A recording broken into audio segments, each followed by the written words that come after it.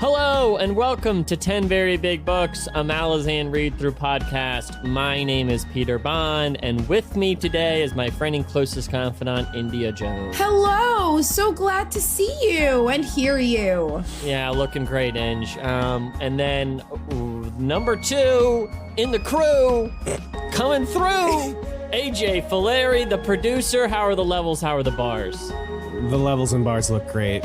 Hello. Need a little less energy. You're doing okay there, buddy. No, I'm good. I'm great. I just finished dinner. It was a lovely meal, but I would love to get started on these questions. Yeah, we got a lot of great questions. And last but not least, my glorious, esteemed colleague, he recently sent me a photo of his great Rocket League score when he at like midnight or 3 a.m. or something. It's Joshua Deepmaker. That's right. I was 6-0. No one else on my team scored. It was pretty great. I was feeling alive. We just finished book 7, so it's time for our Reaper's Mailbag show. Ooh. Nice. That was good, yeah. Shout out to good. Aaron, they sent in that pun. What up? Thank We're you, Aaron. here. We got a bunch of great questions, and we're going to just be talking about book 7 and our total thoughts on it. So I got a big cup of coffee, and I'm stoked to get started. It's freezing here. It's pretty chilly here as well. There's really no build-up. we're just like, we're going in hard and fast, huh? India, how is Nashville? Is this what you were looking for? In fairness, this time it was Austin, and it was great food. Just a fucking globetrotter. That's what they call me. I try to not go to the South that often, but when it calls, I have to answer. Whoa. Yeah, what's wrong with the South, India? Love me the South. I'm thinking the South might have a little different meaning for you than for me, but I can see in that. terms of, As in their history? As there's a history of states' rights? Is that what you were getting at? Oh, no. Okay, let's move on to the question. All right. And just like that. The South's a nice place, Inge. I know what you mean. That's not what I meant. No. I'm more meant about the first part than that. Okay. All right. So on the Reaper's scale, AJ, turn that into something maybe. Yeah, please. Maybe. Great content. All right. Great content. So we have 2 similar questions here. One from Animander's Rake and Talk the Younger. I'll try and hit them both. So to kind of paraphrase Talk here. When I got into the second half of the series, I was amazed at how drastically different the story was than I ever expected it to be.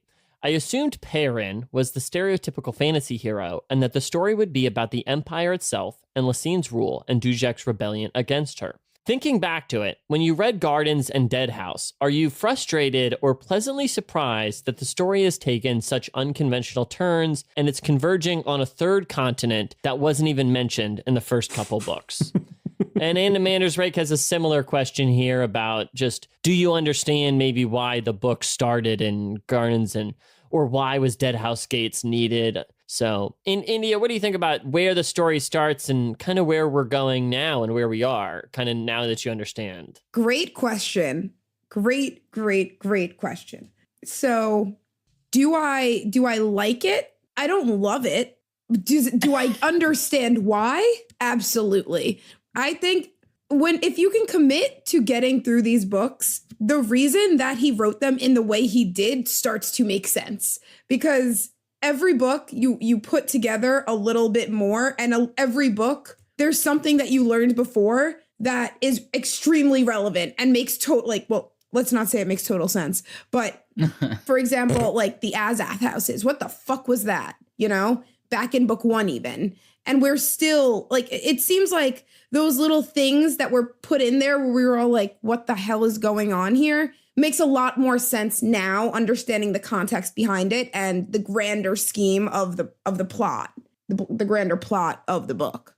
I don't know. So I at first going through it, I would be like, and I was like, why is this happening? And we always end up somewhere else and it makes no sense from where we were. But now as we're kind of getting closer to the end, everything somehow, don't ask me how it happened, does seem to have a place. Yeah, that's my take. I think that's a good take. Yeah, Thanks, guys. A lot of the times when I think about like how these books are structured and stuff, I think about like the beginning epigraph or whatever it is from Gardens of the Moon that's basically says like this is a history, or this is like a part of a history of the Malazan Empire. And I think looking at these books instead of as like one big cohesive story, even though they are one big cohesive story, I think looking at them all as like just like different chapters in this, you know, the Malazan history book that you get in high school or something. You know what I mean? I think looking at like that kind of helps me at least kind of contextualize like, oh, I get why we're like leaving characters behind for this reason or whatever, or like why we're going to a completely new continent. It's just because like that's where stuff is happening. Josh, let me, I want to hear what you think about this, but I also want to kind of throw you a saucy take that I talked about before on the show once. So my friend reads some of these books when we're out to dinner, and he finishes Reaper's Gale, and he's telling me what he thinks about the books. And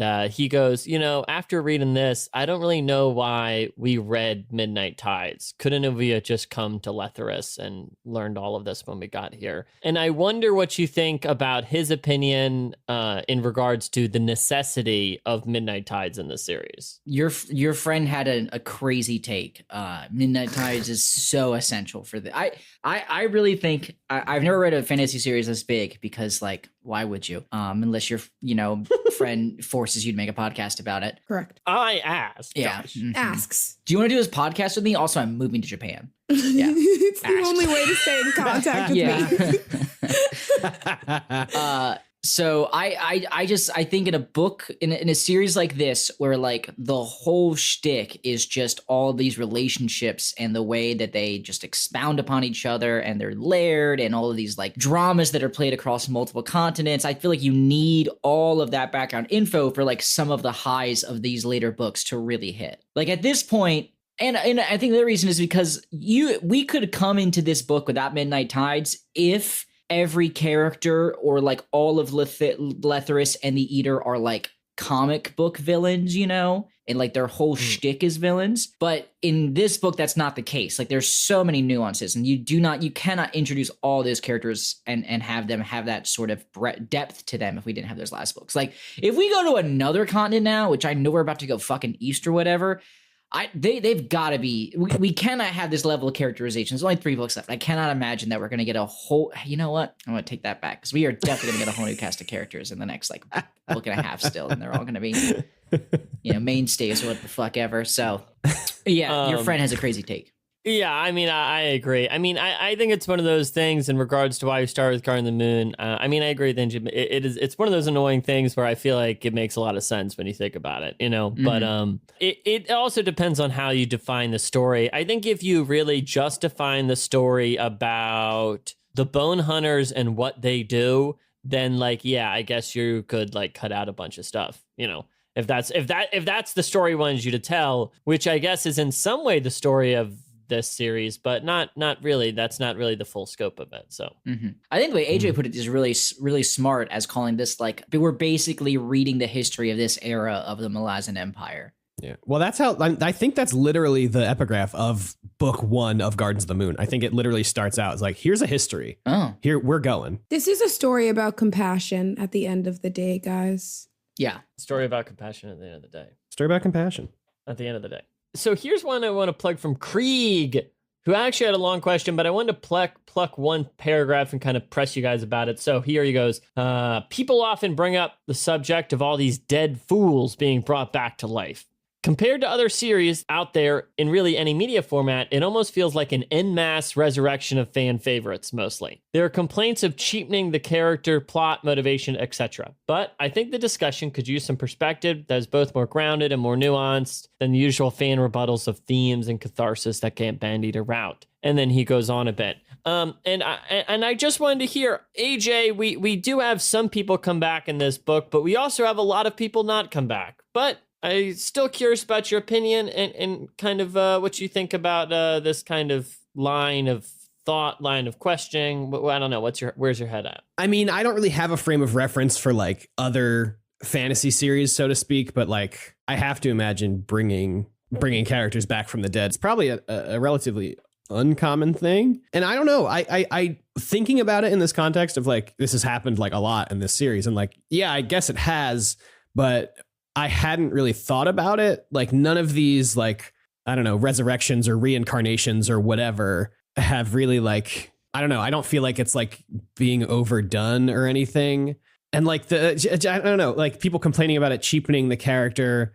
I don't think you need to have a character die in order for their arc or story to have meant something. You know what I mean? There's no inherent like virtue to a character dying. You know what I mean? Like just because a character dies doesn't mean like, oh yes, they saw their story through, or like they really fought for what they believed in, whatever. Like I feel like characters can still have those things, and that stuff can still be true about them without them having to like die at the end. You know what I mean? Yeah, but I do think like when characters die, it is kind of like there's like a drama to it that gets established in a way, but also that's really dependent on whether you're even invested in the character in the first place, right? Sure, yeah, but I mean like a character like, I don't know, Tak, for example, I guess. Like Tak has died and come back to life. He has like, while he was alive, he was, basically just a husk of a person by the end of it. And I don't know. I guess I don't really have like a full thought on this, like a full completed thought on this. But I just don't know if like, I don't think Tak dying and then being resurrected into an Aster like made his everything that happened before that like cheap or anything. Like all the shit he went through was like wild and awful and like meant a lot, I think, in the long run. And I don't think him being like gifted with the gift of life again makes that any less meaningful. Didn't he die again anyway? Yeah. He did die. He did wind up dying again. Yes. So it's like, honestly, isn't this all just like part of the journey? He didn't like, the death, the resurrection, the death. Call him Jesus Christ adjacent. What? Death, resurrection. Big JC, I don't know if you know, Josh, he died for your sins. I feel like there's not a ton. I mean, this book has the most resurrections, and there's 2 of them, And one of them doesn't really count, because Onrak wasn't dead. He was just Nymass. I feel like if we were... Yes, go ahead. Hedge. Yeah, that's the other one. Bryce? Did Breeze really die? Yes. Yeah. Well, yes. That's your opinion. That's up to interpretation. And it's possible that I forgot about Breeze. I mean, I get it. He's in the book for like 3 scenes. Yeah, but they were 3 epic. very sexy scenes. So Very sexy. Can't believe I forgot. Anyway. I feel like, but like all the people getting brought back had to go, with the exception of Breeze, who just, had a finger tampon thingy. The rest of them had to go through some shit to get back. I feel like it's not cheap, It's not like we're bringing back a Whiskey Jack like book 4 or something, Most of these characters we've like sat with their deaths and mourned them and gone through all that by the time they actually come back. I agree. Yeah. And even with a character like Breeze, like he died and then not 20 pages later or whatever, they were like, oh, here's a finger. Like the, Featherwitch picks up the finger and it's like, oh, okay, well, there's something's going to happen with this. But it didn't make Breeze's death and subsequent resurrection any less like wild. Like I was still fucking heartbroken when Breeze died, and I was hyped when he came back to life, Mm-hmm. Yeah. I just got to link this other question to this since we mentioned our Lord and Savior. This question comes in from Ryan. Beak is a newly introduced character in Reaper's Gale, and other than his hidden talents for being crazy powerful, his defining feature seems to be his innocence. Given that he was introduced seemingly in order to be sacrificed to save the bone hunters, it doesn't seem crazy to assume that his innocence, which none of the other soldiers can make a claim to, is thematically important. The soldiers who are protected by Beak's magic are purified, cleansing the dirt and grime and blood from their bodies and turning their hair white. I see a lot of Christian imagery here, with Beak taking on a Christ figure role, dying to save the Marines. I'm supposed to be using this space for a question, so my question is this. What do you think Erikson has planned for Tavor's army that he felt they needed to be baptized first? Josh. So hard fucking question, I think. Personally. Threw that one to my boy Jay. Yeah, I mean, they're gonna go to the east where the bad things are from, which I don't like. What's even fucking left on the mortal plane here that we don't know about yet? Are we gonna go to the land of the Kachin Shamal or whatever? I don't know. No one knows. It's all bullshit. I would say though, I don't even feel like Beak's the only Christ-like figure. We talked about Coltane before. Yeah. We've talked about I mean, I feel like there's lots of Christ-like, Yeah. I don't know if I would even describe Beak as like, and Christ-like, sure, but it's more of like Beak is kind of martyred in a way, but not necessarily like Christ, just like generally the innocence thing is a really interesting take I hadn't thought about. Like the soldiers in this book, more so than any other book in the series so far, are just like crude, kind of terrible humans. And like it's painted as acceptable based on what they're going through and what they know they have to go through, and that they're all likely going to die. And it's really innocent. I really like that take though, of like Beak going through the same shit and maintaining this air of innocence and then just kind of passing that on to everybody. I do think that'll be really interesting to see next book. Yeah. Assumedly, most of them will learn jack shit, but we can hope. Yeah. Also, they did take that innocence and then just like slaughter a bunch of people in the city. So for the good of the people, you know? Exactly. Just like Christ would want. Okay. Speaking of let's see this segue. Let's go. Come on. Beak. India, do you want to read Victor's question for me? This question is from our dear friend Victor. I've never met Victor. Well, you don't have to admit that. Of all the deaths in Reaper's Gale, which death hit you the hardest, and why is it Beaks or Tox? It's neither of those. Whoa. Wait, let's guess. Yeah, guys. It's actually, I know my answer. My answer. And I know mine too. I know my answer. I think mine's Dujek. In this book, India? In this book? In this book. In this book? Oh, who died in this book? Who else died in this book? Talk, Dujek, Red Mask, Rulad. Okay. My answer is okay. Go ahead, India. You got this. I was really sad when Beak died. That was a sad one.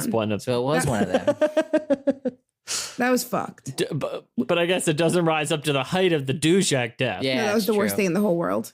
Not the whole world. Are you sure you're not thinking of Whiskey Jack? Dujek died of sickness in a tent, and Whiskey Jack was murdered on a hill. That's not who I meant. Neither of them. What is going on? Who are you thinking of? Are you sure you didn't mean Whiskey Jack? I'm positive. No, he had the broken leg. I got hit with the leg. Yeah. No, that wasn't it. All right, Ange, why don't you go on a mind journey? I would love to know who... Coltane? Yeah, on the crucifix. Coltane's is pretty brutal. Coltane! There we go. Yeah. There we go. Poor guy. TBT. But yeah, Beaks was sad too. But nothing really, like, I feel like in this book, so many people died. So many. That it was, like, hard for me to give, like, anything, like, more. Because I was just, like, waiting. I just kept, you know when you're anticipating it, so once it happens, you're like, oh. Yeah. But I'm not surprised because everyone's dying. Honestly, I take it all back. I'd like to completely restart this question. Worst death. By far, fucking Kettle. How could I forget? Oh my God, I forgot about Kettle. That's brutal. You're right. Number one. Wow. Not Beak, not Talk. Kettle was like 8. That's fucked up. She was like 800. And the whole thing, and that we were all just kind of waiting for her to die. Yeah. There you go. You heard it here first. My answer for the record is everyone except for Fear. And that's because I still don't like Fear. And everyone on the Discord, you said I'm wrong. You're wrong. Fear sucked. Nice. Real answer though is Rulad. Honestly, I feel real bad for that kid. Yeah. Josh, funny you say that. I have an email I wanted to read about that. We got a guy Tom wrote in and said, while Reaper's Gale isn't in the top 3 for me, I found the final scene between Rulad, Carso, Withel, and the Crippled God to be one of the most haunting, and it stuck with me much longer than I expected it to. The desperation of Rulad to see Troll, the brother he had shorn for speaking truth to power and seeking forgiveness. Carso recognized Rulad's youth and feeling a pang of regret before killing him, and then Withel hearing the crippled god bawling to the sky, its terrible sound, and never wanting to hear anything like it again. I found it chilling, and it was the first time I felt compassion for the crippled god. And also, Tom offers to buy us a beer forever in Australia, so. Hell yeah. Oh, nice. AJ, what about you? Beaks is pretty sad. I mean, I don't know. I mean, yes, Beaks is sad, but also, you know, he's reunited with his brother again. It's very nice. We get we get to see him go through Hood's gates, which is pretty heavenly Jesus-y, you know, whatever. That's pretty Jesus-y, I suppose. But I think that's partly why that was so, like, if Beak had just died and like given this grand sacrifice and had the whole thing of like, you know, purification is final, like that's still like pretty heavy. But then getting to see him like meet back up with his brother on the riverbank is just like breaks my fucking heart, dude. But I feel like I'm kind of obligated to say Trull. That's mine. But also like, I think that might be right because just like, I don't know, before he died, he just had like every last thing that he had taken from him, and then he is just unceremoniously like assassinated. It's just like we keep saying people who died, and I keep going, fuck, I forgot they died, and that is sadder. Troll's definitely the saddest. I thought it was Talk originally, but ugh. And Tox is sad because we see Tool like I know. lose his shit about it. Like Trull has, he had Saren, I suppose. He's got a baby on the way. We'll never meet. Yeah. Please. I don't know. It's just I don't know. Trull's is sad. Boy had been through a lot, and then he saw his brothers die, had to leave the woman that he loved, and then was killed. Like, damn, Josh, do you want to read Zeta Striker's question? Yeah, I got it. Zeta Striker asks, at the end of House of Chains, I replied on Twitter that I felt there was a book later in the series that handled its style of tragic anticlimax better, and this was it. The vast majority of stories in Reaper's Gale seem to end either prematurely as characters die off or resolve in surprising ways. Only really Rulad versus Karsa plays out the way the build-up throughout the book implied, and many stories like Red Mask's and Scabandari's daughters fizzle out unceremoniously in service of other characters. But I still find moments like the Udanas group just falling apart, Tak almost seeing Tool again, and Troll's surprise death really impactful in ways that the Ghost Army in House of Chains just wasn't. So in that in mind, how do you guys feel about the comparison between the endings of both books, and why do you think Reaper's Gale succeeds where House of Chains didn't? What do you think, Josh? Another fabulous question. It's a great question, Zeta Striker. It's better than I could put it. And my answer is that I don't think these books are the same at all in terms of the endings. Interesting. I think he's pretty hot on it, to be honest. I get where he is coming from, and maybe a little bit more removed from this book, I would agree. But I feel like this book ties everything up. Let me rephrase. Yes, there are things in this book that are unresolved, but the whole fucking book isn't a lead up to that one thing in the way that House of Change promises you a battle between sisters that ends with a unceremonious one-shot duel and then a ghost army that was completely out of left field. Like everything in this book, with maybe the exception, well, no, I think everything in this book felt totally like, yes, 100% understand where this came from, believable, the signs were there. Like even things like Red Mask, which I find incredibly unsatisfying, there were enough hints sprinkled, and I still find it super unsatisfying in many ways. But like them losing, yeah, makes a lot of sense. Totally get why they lost. They were going to lose. Like, and even though there wasn't like this huge battle in Letheris, like it definitely ended in a way that had been built up to, and like we could have, we saw so many signs of like Beak being important. I don't know. I feel like they're just completely different.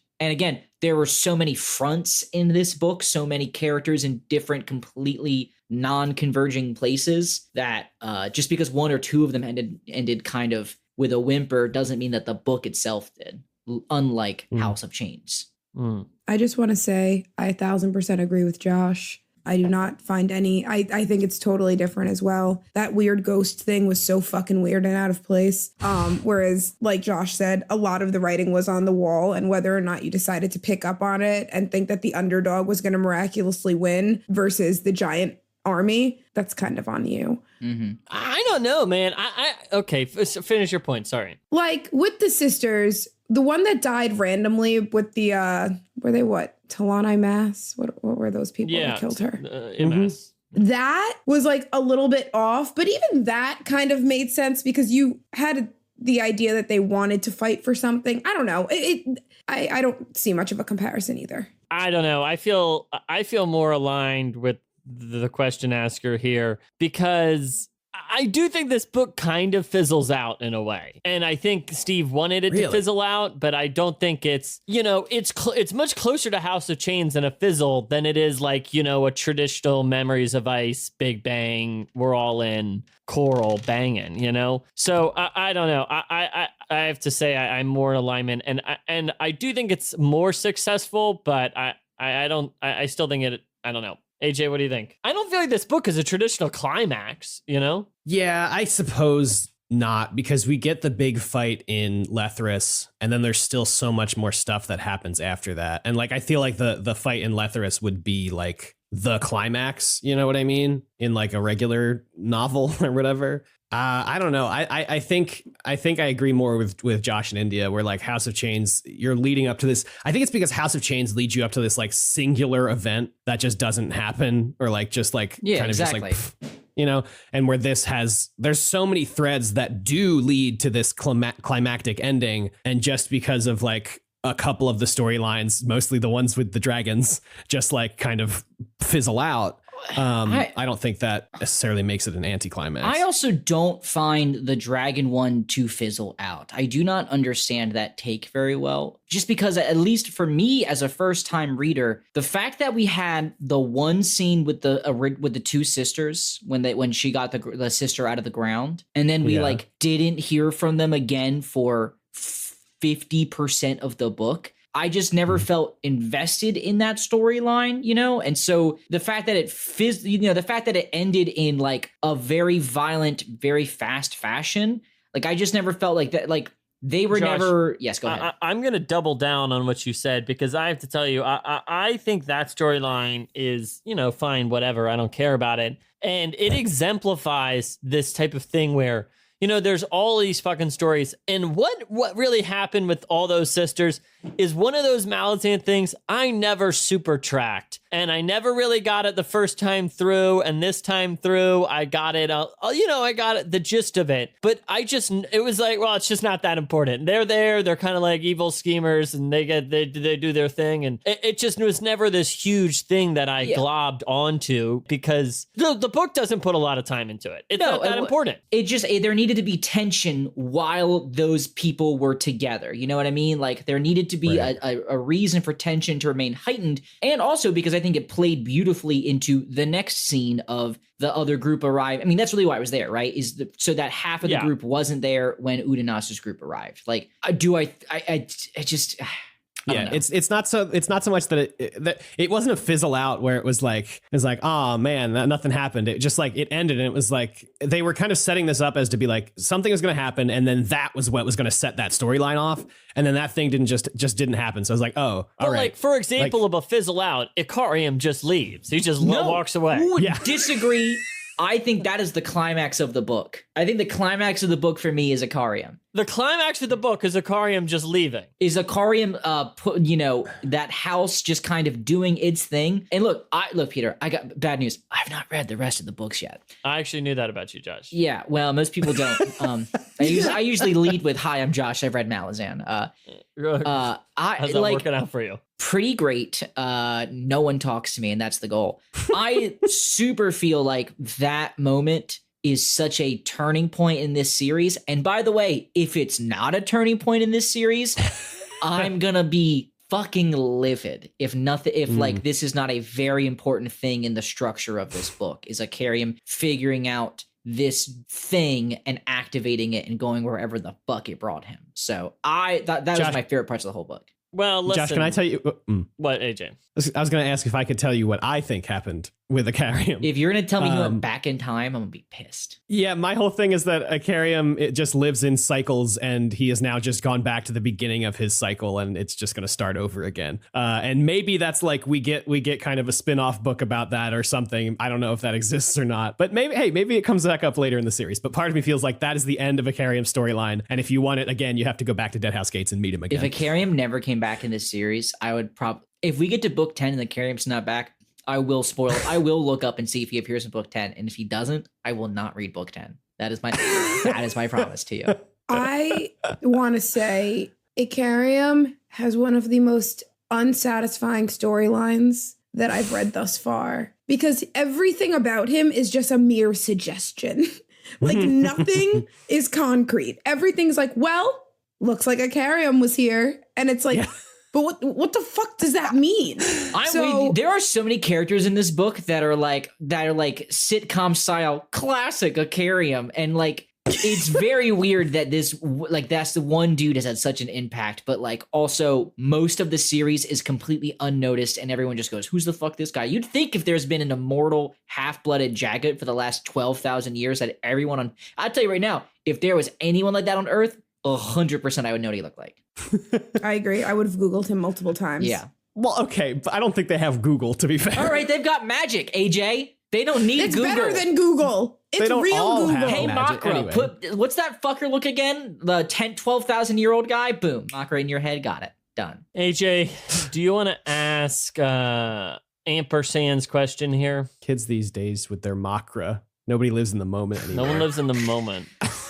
Yeah, this one comes from Ampersand on Discord. Thank you so much. Why do you think people have more compassion for Fellison than Featherwitch? Both experienced trauma and were shaped by their environments, yet Feather is seen as a quote-unquote bad character. Oof. Good question. I think it's a good question. Yeah. I could write a book on this question, I feel like. Yeah, right? Yeah, this feels like something you could do a thesis on. Yeah. I don't know. I don't know about that. Why do you think you're going to do a thesis on it? I just think it's complicated, I think. Please. India? Somebody else talk. India, go. Yes. Miss Okay. Jones. So here's my thoughts. Miss Jones. Thank you. Call me by my single name. Because I'm not married. Nice. Get at me in the comments. I don't know. Okay. Fellison is a child. Number 1 point. The likeness of her, I think we can compare more with Kettle. Like, obviously Kettle's way younger. Well, but also old. You know, she's been around a while. She was a kid. She was a teenager. Like, you can't compare the actions of a sassy teenager to a full-grown woman. Also, Fellison wasn't like, I don't know. I don't think Fellison kind of stumbled into power. Fellison wasn't looking for power. She was forced into it, kind of, and then was like, okay, well, I have literally no other options. This is how I have to survive. So I'll do this. Featherwitch did not stumble. Featherwitch was just kind of, I don't even know how to compare. Like, I think that the Fellison's just like a more likable character. Like, she was young, she was forced into it, she didn't want it, she wasn't actively trying to do anything bad, she wasn't actively trying to hurt anyone. Yeah, can I expound upon that? Correct me if I'm wrong, Peter, but like, we get to see Fellison quote unquote society, you know, in the camp of the apocalypse, even when she's being controlled a lot by Drishna. And there, as far as I remember, they did their best to keep things pretty chill there. I don't recall there being slavery, because I'm pretty sure the Malazan, there was the guy that raped the children. There was that guy. Yes, but she. Well, but how could I mean? You can't expect her to know everything. I was gonna say she like knew, but then also Drishna or something was compelling her to like kind of not act on it. I can't remember exactly what it was. That was really terrible. What was that guy's name? Bidethal. I forgot. Bidethal. And yes, but that wasn't her fault. You can't blame her for the actions of a sick man. She is not making any choices that are harming people unless you count that, which I totally get. You probably could. I can't remember. I haven't read the book in fucking 3 years. I don't count it. That wasn't her choice.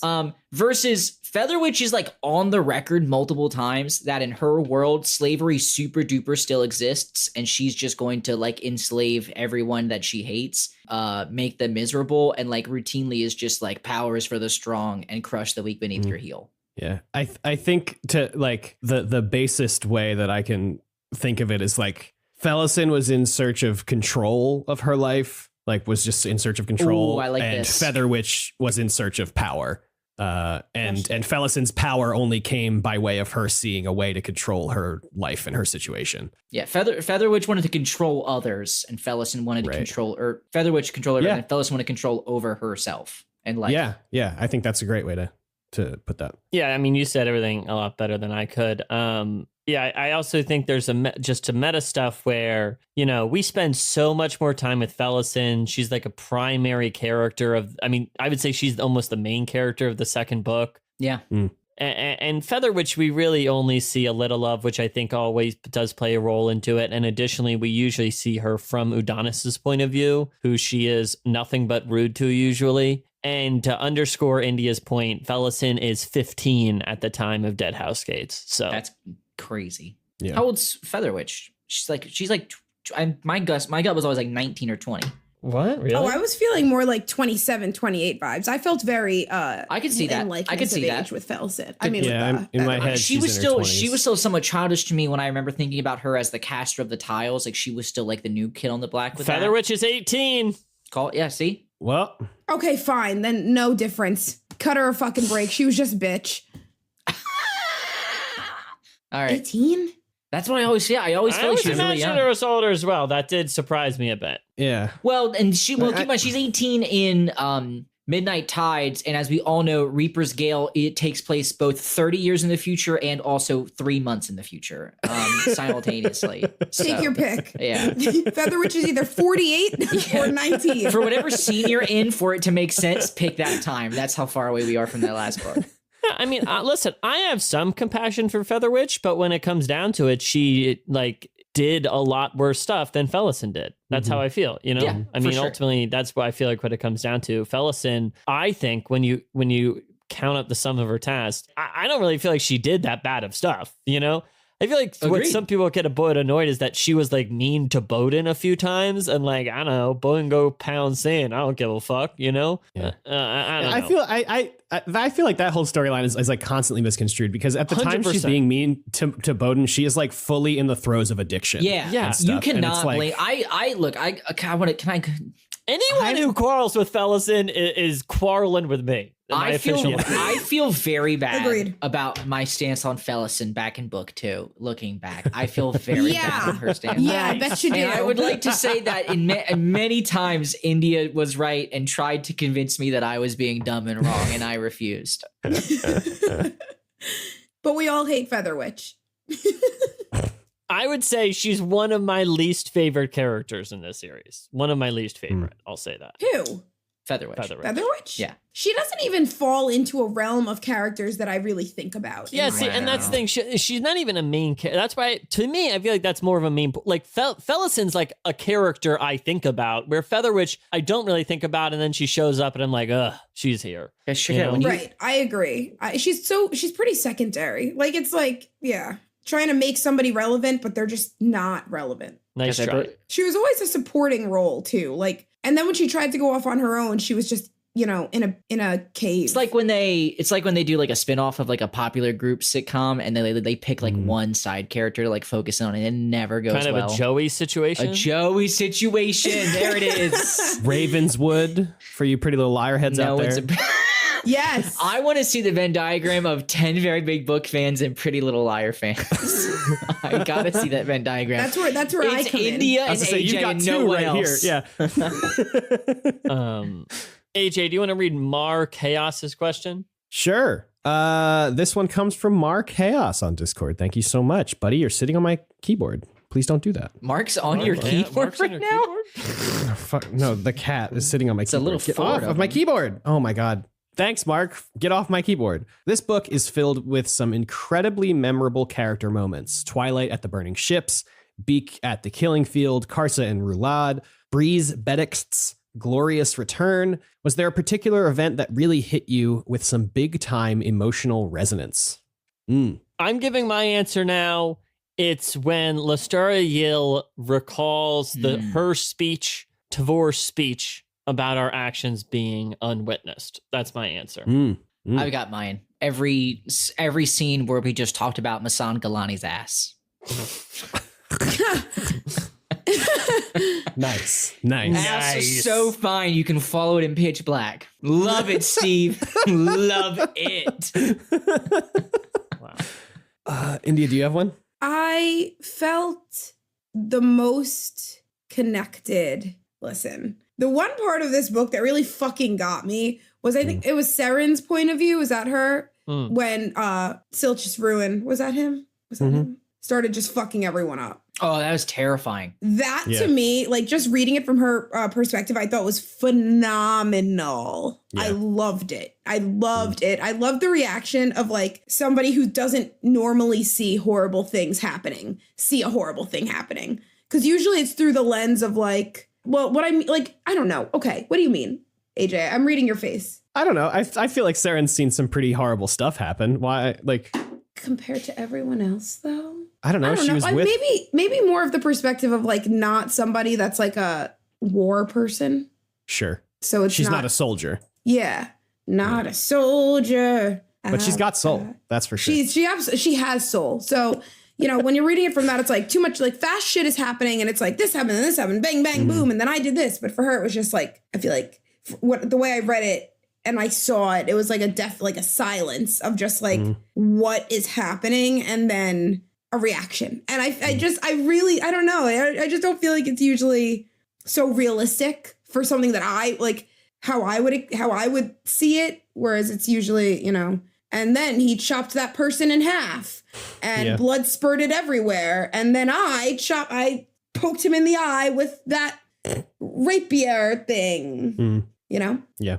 I really like that scene. I have a couple. I think the first one that stood out to me was Tok's final scene, like his final battle and subsequent death. I don't know. That kind of rocked me a little bit. I mean, obviously the beak thing, but I think the one that really stood out to me the most thinking about it is like at the very end with Udanas talking to his son just about like the stuff that he doesn't know. And like, even though he now knows everything or something, Imrud just being like, I don't know, he just wants to be with his dad, I think that's really emotionally affecting, I think. And I remember getting goosebumps when I read it. So, Josh, do you want to ask Battle Dad's question here? Yeah, I like this question. Battle Dad asks, does Udanas know that he's a character in a novel? Through most of Reaper's Gale, Udanas is either deconstructing fantasy tropes or pulling information out of his ass, information he should have no way of knowing. He never reveals where he's getting these ideas from. What if the source is none other than Steve Erickson himself, speaking to Udanas through his crazy-ass dreams? Love this idea. We're crossing dimensions, baby. Yeah. I could talk about some Attack on Titan spoilers that like really speak to this from the last episode I watched last night. I think it pretty much answers what's happening here. So I could do that if anyone's not offended.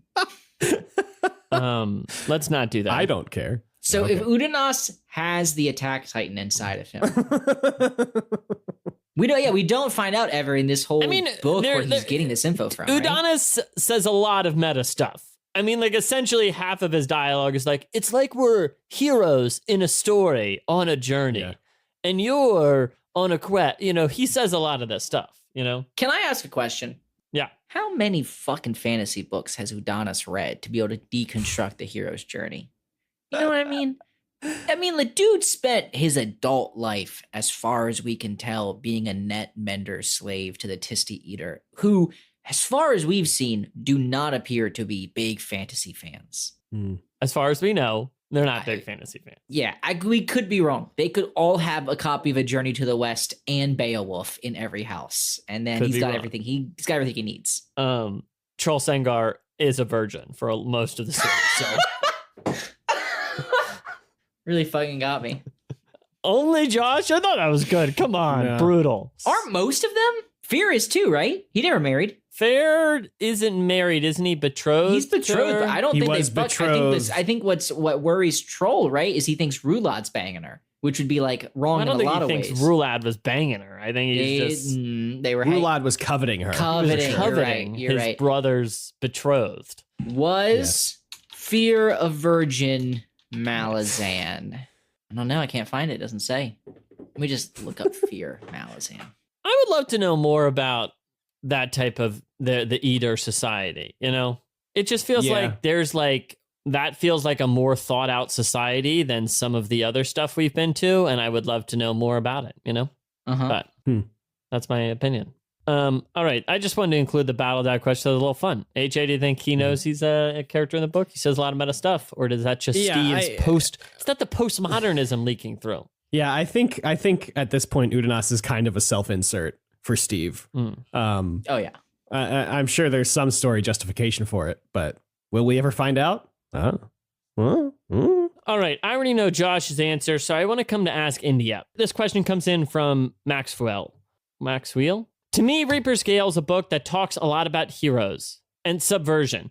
And the most shining example to me is the parallel between Red Mask and Beak. Red Mask is set up to be the stereotypical hero and liberator with badass weapons and a cause that resonates. Beak is nobody, we do not know him, and he is shy and small to everyone, including himself. Yet, by the end of the series, Red Mask fails everyone around him by clinging on his own ego to the point where Sagtrok and Gunthmok kill him. And Beak is ultimately the one who dies a true hero, sacrificing himself for his friends. This both happens in the same chapter.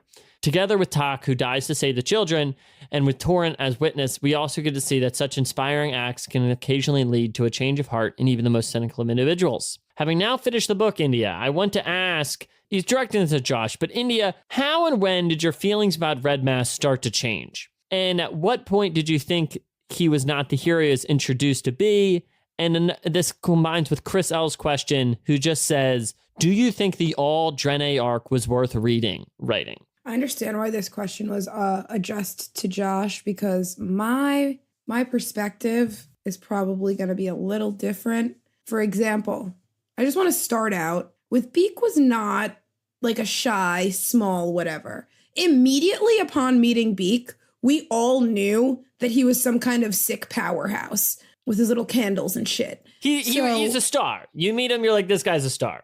Right. Like, I immediately knew that he was going to do something crazy and helpful, because I just feel like it was very blatant. Red Mask. When did my feelings start changing? When Red Mask, like, led the people, what were they called? The All? Yeah. Mm-hmm. To go kill, like, random people. I was like, this is a little weird. I don't know, like, you're telling, like, the story, you know, says why they're doing it. I forgot why. And that was like, okay. But also the whole perspective of, like, that was the perspective of them killing that guy with the sister, right? Was that? Yeah. Yeah. So I think, like, just to even read how that went down, we were all kind of horrified. And at the time, we weren't really thinking, like, this guy might just be kind of fucked up. And, like, in it for, he will do anything, but still it's not enough. So I think that's when my feelings started changing. By the time he died, honestly, I was so removed from anything that had to, like, bringing up the point of, did we even need the All arc? I don't know why we did. So in my opinion, kind of no. I didn't enjoy it. I didn't enjoy anything about Red Mask.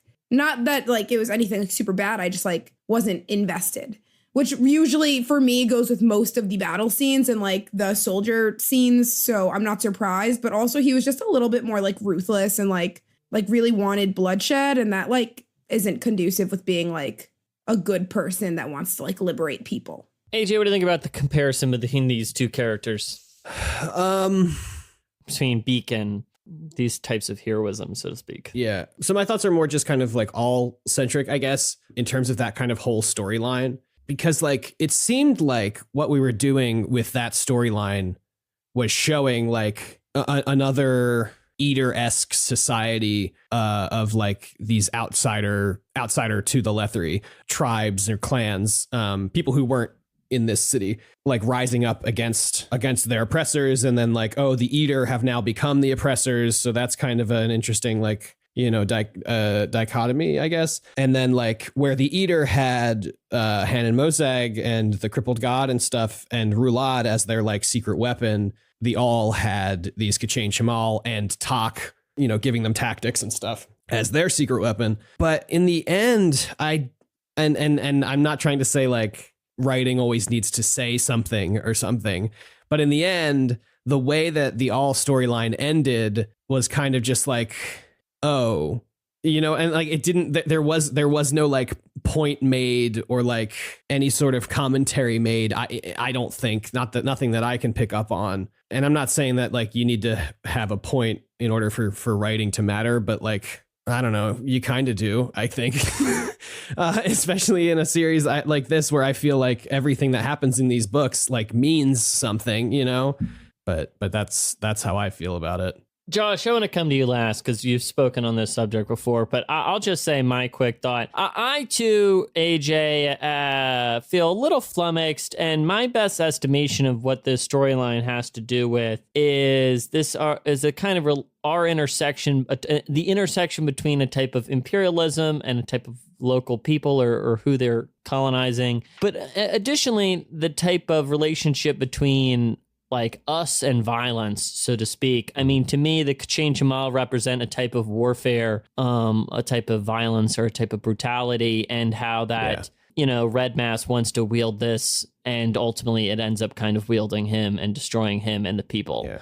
And then him also being Lethery, maybe, like, also throws a whole other weird wrench into it, I think. Well, and maybe if that's how you want to construct race, I don't know, that's a whole other thing. So to me, I got to tell you, that's my most generous reading. I don't even think it's that thought through. I couldn't really tell you what I take away from it. I enjoyed it more the second time I read it. I'll tell you that. I think knowing that where it went when I got right into it helped. I don't know. Josh, what do you think looking back on this storyline as they said, you were kind of our biggest Red Mask fan to where the story goes? What do you think? I don't know. I almost want to just reread some of his early stuff again. Although you've just done that, and it does not appear to have really rekindled a passion for this character or plotline for you. I didn't hate it. I don't hate it. I don't feel like I would detract from it, to be honest. Yeah, I definitely would. I'm going to wait and see if anything ever comes of it. I imagine we're really not going to hear from Red Mask again. It just kind of feels like the safe bet at this point. Well, I don't think we're going to hear anything about this storyline, really. All were pretty much wiped out. All that's left is like those kids, and none of them know who he was. Something that really kind of rubs me the wrong way a little bit now is when we're introduced, and I didn't really think about it much at the time, but like it's kind of weird to me that his character was like built upon the idea at the beginning that he was like wanted everyone to return to the ways of the All, and he wielded their ancient weapons that they used to use, and he knew all these history things, but then also wanted to adopt Malazan tactics, and it just never. Now looking back, I'm like, I don't really know if that fits. It almost makes me wonder if like there can't have been two Red Masks. That's just too ludicrous. Even Steve wouldn't pull that shit. I now look back and I feel like there's really conflicting characterizations that I wonder how I would see in a second read. Yes, India. But we never did learn why they turned on him. Like, we just don't know. He was just, right? because he betrayed, what their mission was. And their mission was to kill, and he would be their leader to kill. And he sort of started thinking about, retreating and restarting and stuff. And they were just kind of like, nah, fuck that. Who proclaimed him with the mortal sword of the Kashin Shamal? Do you remember that? Who did that? Was it Tak? I think someone was talking to Tak. So I feel like it was Tak, because no one else really would have known what a mortal sword is besides him, right? He's the only one who would have known what that was. So I'm curious about that to see, like, was that even true? There's an epigraph that kind of like hints at him that I read yesterday when I was getting ready for the epigraph episode that makes me also reconsider things. I don't know. I guess I'm relatively dissatisfied with this arc, and we'll see if I feel differently later. I kind of want to talk to Steve about it. Like, yeah, I'm definitely gonna bring it up. Yeah. India, do you want to ask this last question?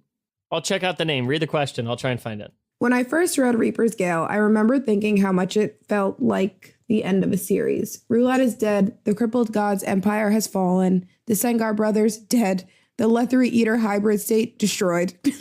Jesus. Withel brings the hammer down on the sword. Bam. End of story.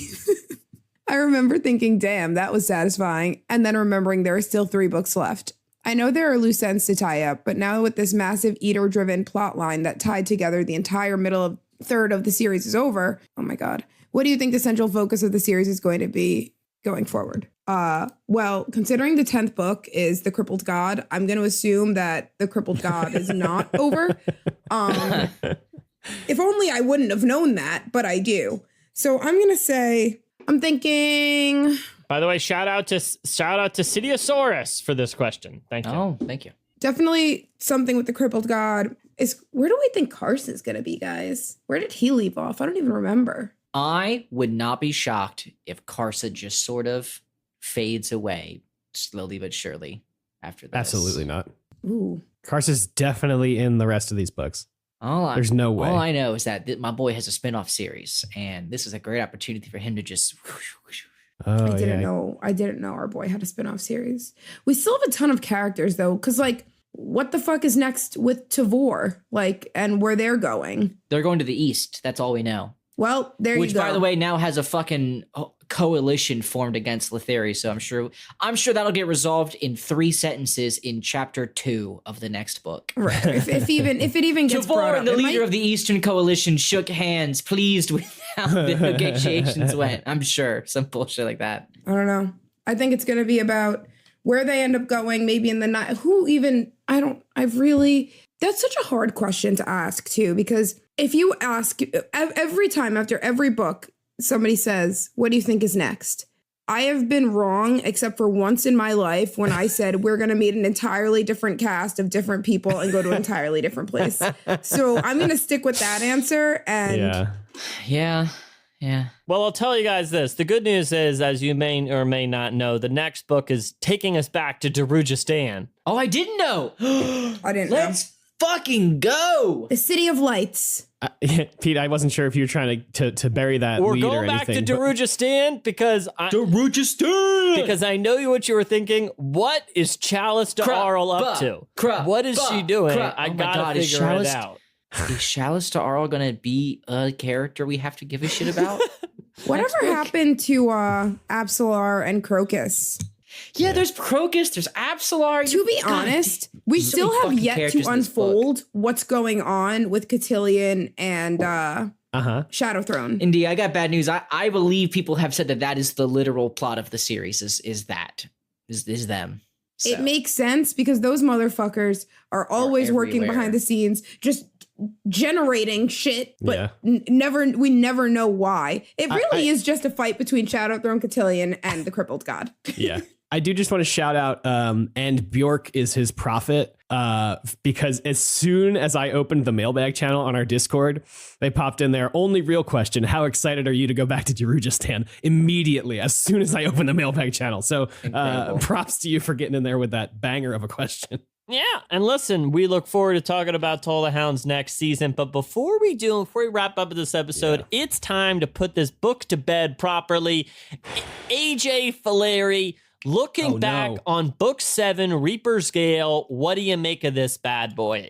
I liked it. I honestly, I can't remember. I have such a hard time remembering how this book started and the stuff that happened in the beginning half of this book. There's just so much of it that's like a blur to me. And that's probably because we read it over 6 months or 3 months, whatever. But all in all, I enjoyed it. I think I like Lethris as a setting. I think it's interesting. I liked all the all stuff. I like this. I loved the shake stuff. That shit rules. And I'm excited for that to pop off. Hopefully. But yeah, I enjoyed it. Overall, pretty positive. Joshua Baker, what do you make of this book? Book 7. I liked it a lot more before I found out we were going back to Darujhistan, because now I'm very upset that I'm gonna have to like remember all of this book 2 fucking books from now, which is just the best. Maybe we'll come back here halfway through next book. I don't know. I think this book is fantastic, and I think that what was the book before this? Bone Hunters? Is that right? Mm-hmm. I think every few books I'm like, damn, this series is all right. I now have, when people say, should I read these books? I have transitioned to, look, I'm telling you, if you get to book 7, it's great. That is how I've started transitioning to talking about it. I think this book is fucking fantastic. And I think unlike book 3, which is the perfect fantasy book, I think that this book is what is the start of what makes reading this series worth it. If that makes sense. I don't really know what you mean by that. I think book 3 shreds. So book 3 is the literal perfect fantasy book, but this book justifies this series more so because we're only 3 books in at Memories of Ice. Like, that's just a great fantasy book. It's very hard to have book 7 in a series be the one that is just now starting to get threads together and keeping someone invested. And I feel that way very much. So I'm very excited to read the next 3 books. All right, I gotta say, more excited than I was after book 6. Don't fully understand it, but I'm gonna move on. Inge, what do you think? Book 7, looking back on it. Number 1, Memories of Ice was the best book of all time. Number 2, this book was it was pretty good. It was pretty good. I didn't love it. But I didn't hate it. I'm grateful for the bits of like comedy and lightness in a book like this. So I'm happy that we have characters now like Tehol and Shirkawal. Like who's that girl? Funny one that's really good at killing people but a drunk. Hellion. These are the moments in books like in this book that I liked the best, and they are far and in between. Like, so that kind of sucks. But overall, I agree with you, Josh. If you can get through all of these books, it does start paying off now. Mm-hmm. This was the first book where I think a lot of times we weren't like, guys, what the fuck? And I keep saying that, but every time it gets a little bit more like, oh, so I am excited. I'm very excited to go to Darujhistan because it's familiar. Maybe we'll see. There's a lot of familiar faces. Very excited about that. So I love going back home. but I am miserable to have to come back to this in another 2 books.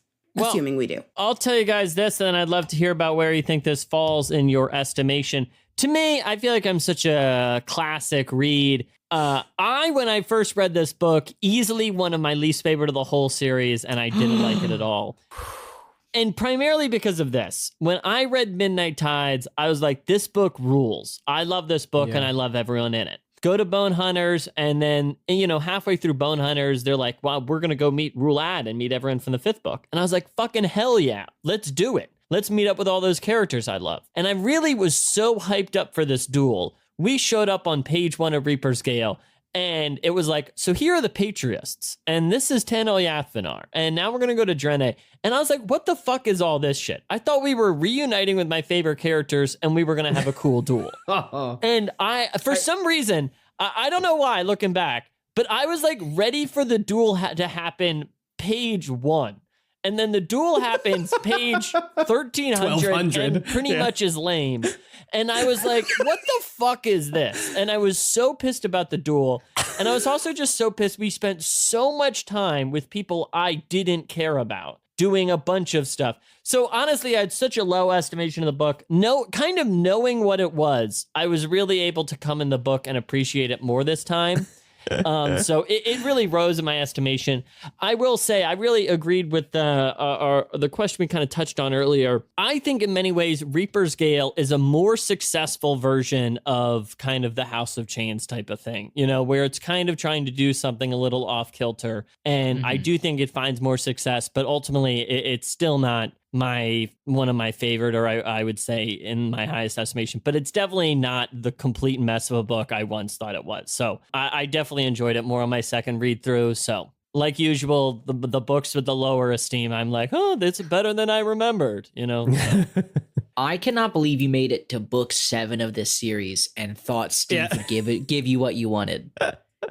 I feel like Charlie Brown with the football. Yeah, that is insane to me that you were like, I bet Steve's definitely not going to edge me this time. That's fucking funny. Oh my God. Edge me. Remember when you guys taught me what edging was? Did we do that? Yeah. That's We've on come brand. so far. This podcast is important.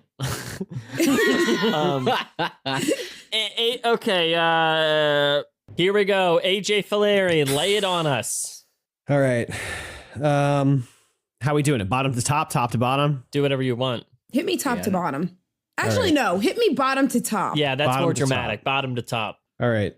We've got, starting out, Book 2, Dead House Gates. Whoa. As the worst? Yes. Book 4, House of Chains. Then we've got Bone Hunters, Reaper's Gale, Gardens of the Moon, Midnight Tides, Memories of Ice. This is the hottest of fucking takes. Crazy list. This is the hottest of India, takes. in the last ranking, you ranked House of Chains number 1. She's going to do it And again. I'm going to again. And I'm going to again. Gardens of the Moon number 3? AJ the Mad Lad. Right. All right. I like Gardens of the Moon. Josh, what do you I'll got? go. I'm ready. All right. Bottom to top. 7, House of Chains. 6, Gardens.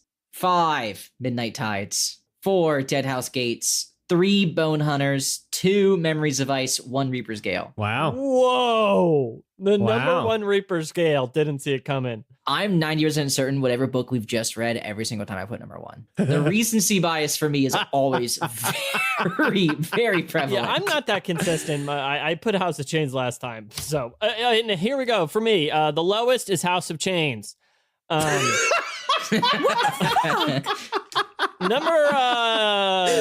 that, I have Reaper's Gale. I don't think either of those books are great. Then we have Gardens of the Moon. These are all in the kind of okay category. Then we get into 4, I think, whole nonstop great books. Dead House Gates, great book. Then Bone Hunters, great book. Then Midnight Tides, absolute banger. And then Memories of Ice at the top.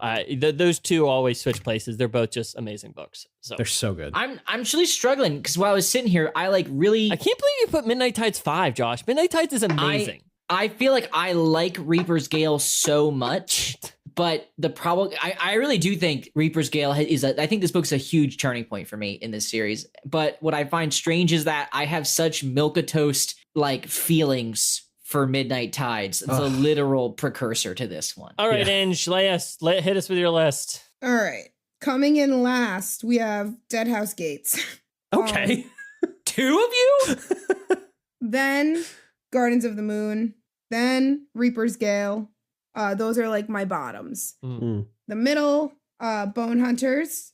Then Midnight Tides. Memory of Ice is number 2. And number 1 is House of Chains. Of course. All right, there we go. We Wow. got some divergent lists. We are not in Yeah. consensus. Literally not at all. India and Josh, if you could have told yourself in the beginning of 2018, the year, like the beginning of the year before we started this podcast, if you could tell yourself right before we started this podcast that you would have opinions about 7 books. There's almost nothing in my life I could have opinion of 7 on.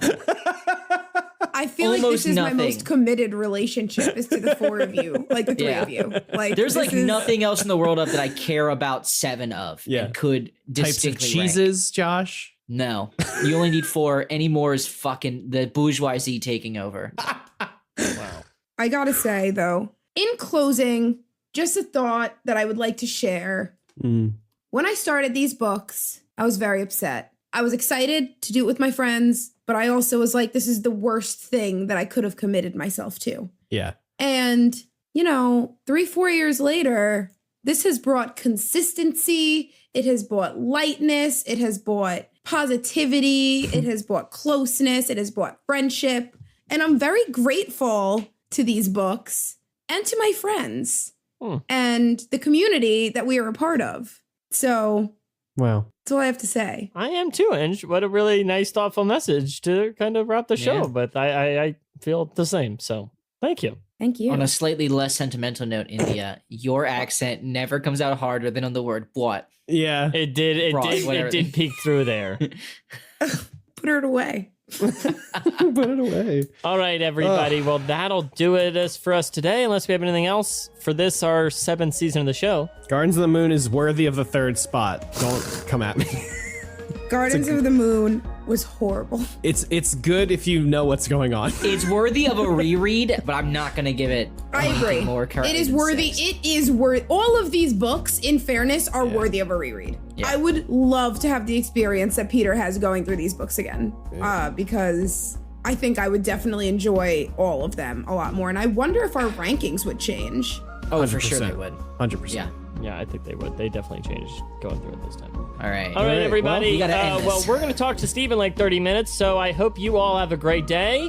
And anything else? No? All right. I say come. You say passion. Come. Passion! And See you. hello, everybody. Producer AJ here, and you should be thankful because all I want to be doing is playing Horizon Forbidden West. Thank you so much for listening to this episode of the podcast, and thank you so much to everyone who submitted their questions and comments. If you'd like to give us your thoughts or feelings about this episode, or about anything we said on this episode, or about anything we've said on any of our episodes, you can always email us 10verybigbooks@gmail.com, tweet us at 10verybigbooks, or you can head on over to our Discord, bit.ly/VBB Discord. That's capital V, capital B, capital B, capital D, Discord. That link will also be in the show notes.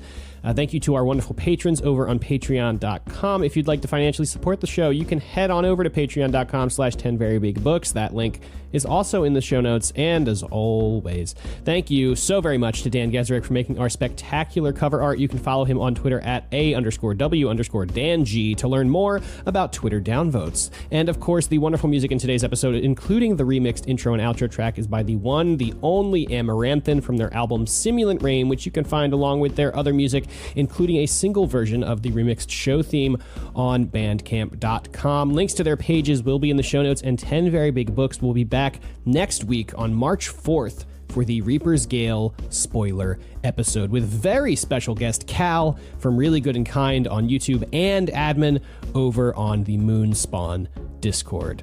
I'll talk to you then, and thank you so much for listening.